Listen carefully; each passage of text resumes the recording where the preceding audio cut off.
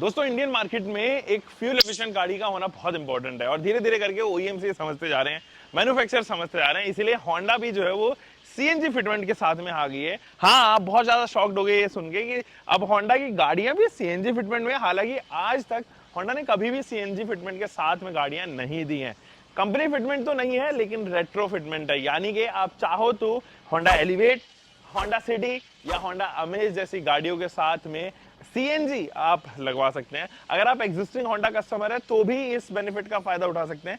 कैसे, वही जानते हैं इस वीडियो में। दोस्तों बेनिफिट्स के बारे में बताता हूं, लेकिन उससे पहले होंडा एलिवेट की कार ड्राइव करेंगे और उससे पहले ये बूट चेक कीजिए। मतलब ये रेट्रोफिटमेंट है, दैट मींस कि लेवाटो कंपनी के साथ में एक जॉइंट वेंचर हुआ है। लेवाटो की जितनी भी किट्स हैं वो जो है वो होंडा की जितनी भी गाड़ियां हैं उनके साथ में लगाई जाएंगी। एंड ये एक मेरे ख्याल में 60 वाटर वीडिंग कैपेसिटी के साथ में आने वाला सिलेंडर होगा। ये तमाम सिलेंडर जो है वो यूनिवर्सल है, इतनी ही वॉल्यूम के साथ में डिजाइन किए गए हैं। तो यहाँ अगर आप देखोगे तो फिट एंड फिनिश को लेके तो मुझे कोई शिकायत नजर नहीं आ रही। होंडा की गाड़ियों में जनरली ये फिट एंड फिनिश की शिकायतें हैं भी नहीं, बट क्योंकि ये रेट्रो फिटमेंट है, कंपनी फिटमेंट नहीं है, तो ऑब्वियसली आपको वहां पर भी देखना होगा। तो यहाँ अगर आप देखेंगे स्टेपनी का ऊपर का जो कवर है उसको काटा गया है एंड उसको फैब्रिकेट किया गया है, ताकि ये जो फैब्रिकेटेड यूनिट है जिसके ऊपर सिलेंडर लगाया गया है या इसको फिट किया गया है वो इजिली जो है वो यहाँ पे लग सके। So there you go.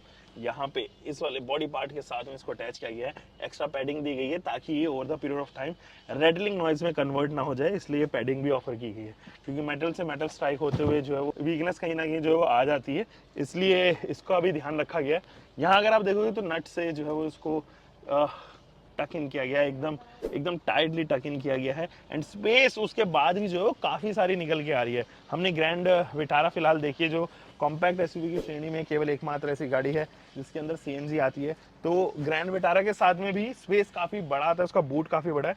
यहाँ पे होंडा के साथ में एलिवेट के साथ में एक एडवांटेज ये है क्योंकि होंडा एलिवेट के पास में 454 आई थिंक 458 लीटर्स का बूट है एंड उसमें से मात्र 200 लीटर के करीब ही जो है वो खत्म हो रहा है इस सिलेंडर की वजह से, लेकिन रिमेनिंग बहुत बड़ा पार्ट जो है वो यहाँ पर अभी आप देख पाओगे। तो स्पेस कॉम्प्रोमाइजेशन कम हुआ है सीएनजी सिलेंडर आने के बावजूद भी, एंड आप चाहो तो अभी भी काफी मात्रा में इसके अंदर सामान फिट कर पाओगे। तो फिलहाल गाड़ी के अंदर चलते हैं, इसको ड्राइव करते हैं और ड्राइव इंप्रेशंस मैं आपको यहाँ पर देता हूँ। गाइस 45 डिग्री फिलहाल टेम्परेचर हो रहा है और हम 45 डिग्री में आपके लिए शूट करने के लिए आए हैं। बदले में क्या चाहिए, बस वो सब्सक्राइब का बटन वो जो नीचे दिया गया है वो दबा दीजिए ताकि हमारी मेहनत, ये देखिए कुछ ऐसे लोग भी हैं हमारी सड़कों पे, अब इन लोगों को सुधारना भी जो है वो हम लोगों जैसे की जिम्मेदारी, कम से कम हमें देख के इन्फ्लुएंस तो वो हो सके। तो आप क्या कीजिए, वो सब्सक्राइब का बटन जो है वो दबाइए एंड वो सब्सक्राइब बटन दबा के आप कुछ कमेंट भी कर सकते हो, कुछ आपकी क्वेरी हो वो मैं आपको हमेशा रिप्लाई करूंगा। चलिए स्टार्ट करते हैं इस रिव्यू को। गाइस फिलहाल हम होंडा एलिवेट के top of the line variant में बैठे हैं। This one is ZX, I think SV, VX and ZX, ये 4 वेरिएंट्स इसके अंदर आते हैं। Top of the line variant है, डेमो कार है, डीलर ने जो है वो यहाँ पर रेट्रो फिटमेंट इसके अंदर की है ताकि वो लोग जिनको सीएनजी के साथ में ये गाड़ी चाहिए वो एक्चुअली एक अच्छा एक्सपीरियंस कर सके। अभी फिलहाल मैं पेट्रोल में चला रहा हूँ एंड ये स्कीम आपको बता देता हूँ, उसका ओवरऑल ब्यूरो आपको दे देता हूँ और फिर आप जानिए। देखो आपको क्या करना है, यू जस्ट हैव टू पे 75,000 रुपीज एक्स्ट्रा। आप होंडा एलिवेट लें, होंडा अमेज लें, होंडा सिटी लें, कोई भी गाड़ी लें, या अगर आपके पास में एग्जिस्टिंग गाड़ियां भी अवेलेबल है यहाँ पे तो आप उसमें भी 75,000 रुपीज एक्स्ट्रा पे करके ये सीएनजी फिटमेंट लगा सकते हो। अभी रेट्रो फिटमेंट है, यानी डीलर अपने एंड पर से जो है वो ये एक्सरसाइज करेगा। हालांकि पैन इंडिया ऑपरेशनल है HCIL के थ्रू, यानी कि होंडा कार्स इंडिया के थ्रू, लेकिन इसको इस एक्टिविटी को जो ऑपरेट करेगा दैट वुड बी डीलर। तो डीलर एंड से जो है वो आप रेट्रो फिटमेंट करवा सकते हो। लेवाटो इज द कंपनी एंड ये बहुत ही रिनाउंड कंपनी है, मतलब ऐसा नहीं है कि आपने कभी नाम ही ना सुना हो। जनरली 2-4 कंपनीज ही हैं जो इंडिया में एग्रेसिवली अपनी सीएनजी किट्स को लेके बहुत प्रमोट करती हैं और उनमें से लेवाटो ऐसी कंपनी है। मेरे घर में 2 सीएनजी गाड़ियां हैं, एक ऑल्टो एंड एक और गाड़ी है, तो दोनों के अंदर जो है वो लेवाटो की ही सीएनजी फिटेड है। तकरीबन 5 से 6 साल हो गए, अभी कोई भी प्रॉब्लम जो है किसी भी गाड़ी में सीएनजी किट को लेके नहीं आई। तो ऑथेंटिसिटी एंड रिलायबिलिटी इस ब्रांड के साथ में तो जरूर एग्जिस्ट करती है। अगेन इन 75,000 रुपीज में कहीं आपकी वारंटी तो नहीं वॉइड हो जाएगी, या आपके किसी भी प्रकार के फियर्स हैं उनको अगले 10 मिनट के अंदर मैं कंक्लूड कर दूंगा या खत्म कर दूंगा। देखो सबसे पहले तो अगर आपने गाड़ी खरीदी है, स्टिल एग्जिस्टिंग वारंटी है आपकी गाड़ी के साथ में, या आपने एक्सटेंडेड वारंटी भी खरीदी है, इन तीनों ही केस में, नई हो पुरानी हो एक्सटेंडेड वारंटी खरीदो, तीनों ही केस में आपकी वारंटी वॉइड नहीं होगी and it will continue with CNG fitment. तो अगर आप सीएनजी लगवा ले रहे हैं तो भी वो वारंटी जो है वो रिज्यूम रहेगी। ऐसा नहीं होगा कि वारंटी इंजन पार्ट पे, ट्रांसमिशन पार्ट पे, किसी भी एक्सवाइजेड पार्ट पे वो खत्म हो गई है, वो एग्जिस्ट तब भी करेगी।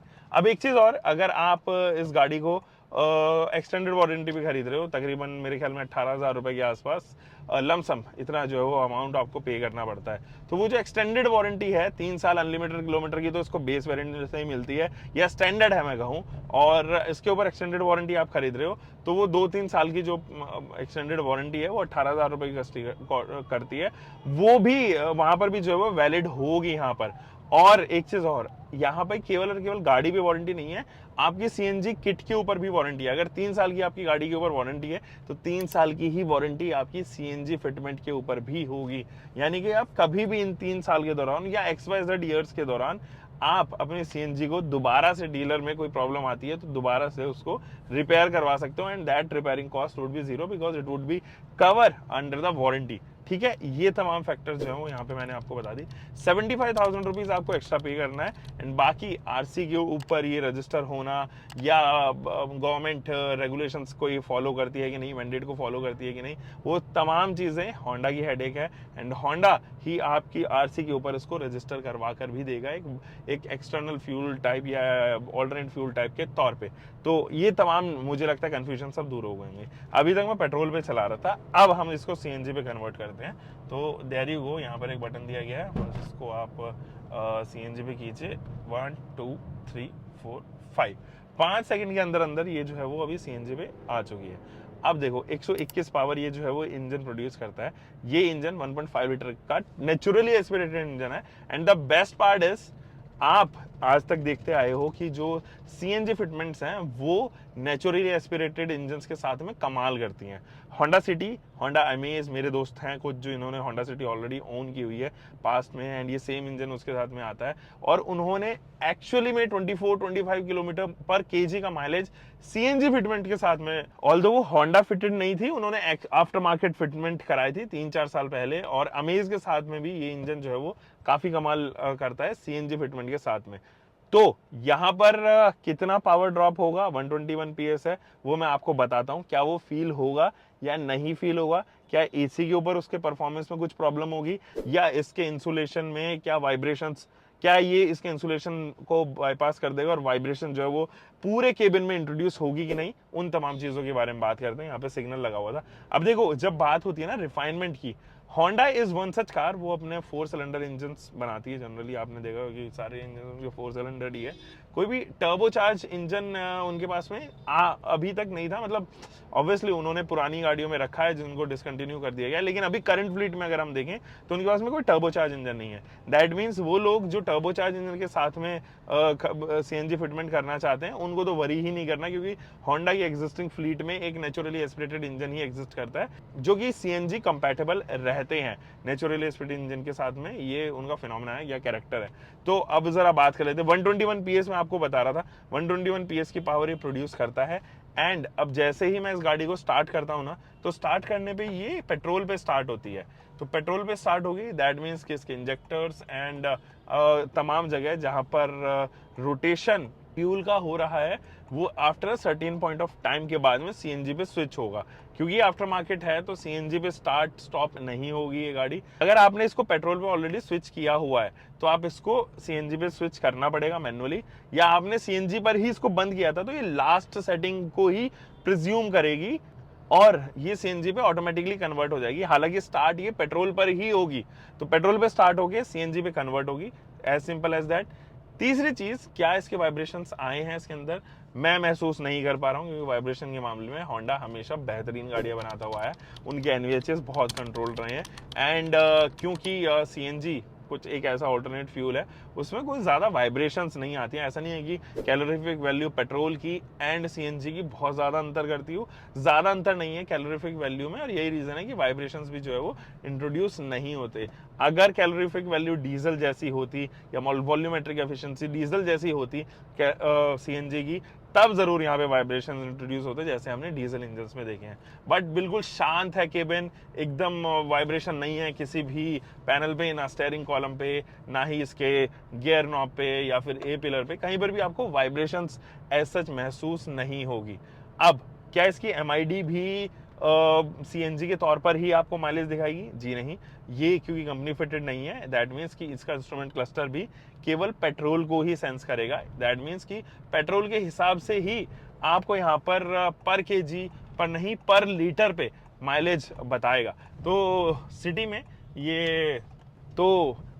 ये तकरीबन माइलेज जो है वो 13 से लेके 15 किलोमीटर पर लीटर का देती है। अगर हम पेट्रोल के बारे में बात करते हैं, आई बिलीव कि ये सीएनजी पे आराम 22 प्लस जो है वो यहाँ पर क्लेम करती हुई नजर आएगी।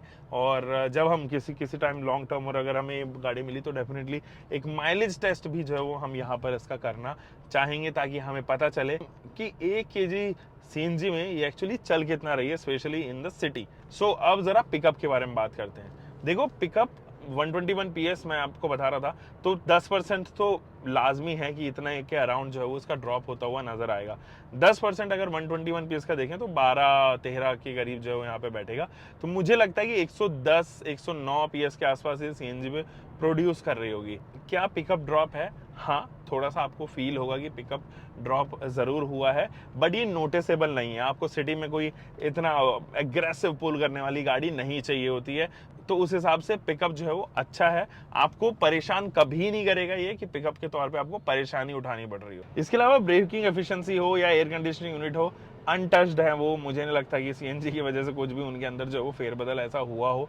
कोई समस्या नहीं है इस चीज़ को लेके। और जब भी आप इस गाड़ी को चलाओगे भी ना, तो एसी तो ऐसी चीज़ है जो काफ़ी अच्छे से कूल करता है। इनफैक्ट हमने इसका नाइट ड्राइव रिव्यू भी शूट किया था, तो लाइटिंग एफिशिएंसी वगैरह इन सब में, इलेक्ट्रॉनिक्स में कोई प्रॉब्लम नहीं है। इनफैक्ट मैकेनिकल पार्ट पे जो इंजन से रिलेटेड नहीं है वो तमाम जगह ये बढ़िया है। सस्पेंशन सेटअप काफ़ी अच्छा है, बेहतरीन चलता है और कोई समस्या यहाँ पर होती हुई नज़र नहीं आती है। अभी भी मैंने सीएनजी पे चलाया हुआ है, इसमें तकरीबन 4 तो ग्रीन डॉट्स हैं एंड एक जो है वो आपको ये रेड डॉट देखने को नजर आएगा। तो वो एक तरीके से सीएनजी का फ्यूल मीटर ही है, आप यहाँ पे ये कंसिडर कर सकते हो। क्या माउंटेन्स पे चलने में या स्टीप पे चलने में इसको परेशानी होगी? बिल्कुल भी नहीं। इनफ अमाउंट ऑफ पावर ये जनरेट करती है, इसलिए आपको कभी परेशानी भी नहीं होगी। तो आप चाहे हाईवे पे चलो, चाहे सिटी पे चलो, या कहीं पर भी माउंटेन्स पे भी लेके जा रहे हो, लेह लद्दाख लेके जा रहे हो, खड़ी चढ़ाई पे लेके जा रहे हो, सीएनजी कभी परेशान नहीं करने वाली है बिकॉज ऑफ द इंजन इसका एक्चुअली में काफ़ी अच्छा है। तो उस चीज़ को लेके तारीफ काबिलियत काम करती है हमेशा से होंडा, तो वहाँ पर कोई समस्या नहीं है। अब 75,000 रुपीज़ में आपको ये वर्थ इट लग रहा है कि नहीं, ये आप मुझे नीचे कमेंट सेक्शन में बताएंगे। एंड बाकी तो आप ज़रूर सब्सक्राइब कीजिए। हम मिलेंगे एक और नई वीडियो के साथ में। Until for next time, bye bye, take in, keep doing car, bike, whatever you are having, drive safe guys.